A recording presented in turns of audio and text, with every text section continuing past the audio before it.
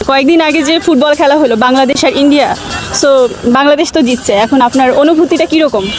অনুভূতি হচ্ছে আমাদের ফার্স্টে দেখতে পাবো আমাদের অপোনেন্টে কী ছিল। সো অপোনেন্ট যদি ইন্ডিয়া হয়, ইন্ডিয়ার সাথে যে কোনো অ্যাচিভমেন্টে আমাদের জন্য অনেক আনন্দদায়ক। মানে যেমন নেপাল বলেন, হংকং বলেন, এগুলোর সাথে আমরা মানে একদম খুব দ্বার প্রান্তে গিয়ে হেরে গেছি। বিশেষ করে আমাদের টিমে যখন হামজা চৌধুরী আসার পর আমাদের টিমের যে স্ট্রাকচার সেটা পুরোটাই চেঞ্জ হয়ে যায় এবং পুরো ফুটবল যে আমাদের ম্যাচটা এটা পুরোটাই হচ্ছে হামজা কেন্দ্রিক হয়ে যায়। সো ইন্ডিয়ার জন্য হামজা ছিল বড় একটা থ্রেট।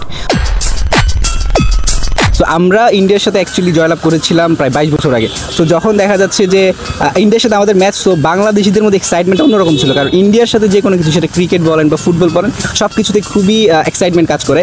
বিশেষ করে আমাদের যেহেতু হোম গ্রাউন্ড ছিল বাংলাদেশ, আমাদের ফ্যান্সের যে ক্রাউডটা সেটা ছিল আসলে অ্যানোমাস, মানে হিউজ লেভেলের একটা ক্রাউড ছিল। এবং এই যে ক্রাউড, এইটাই হচ্ছে আমাদের মেইনলি একটা মানে এই জায়গায় আমাদের যে অনুপ্রেরণা বলেন বা আমাদের পাওয়ার হাউস ছিল।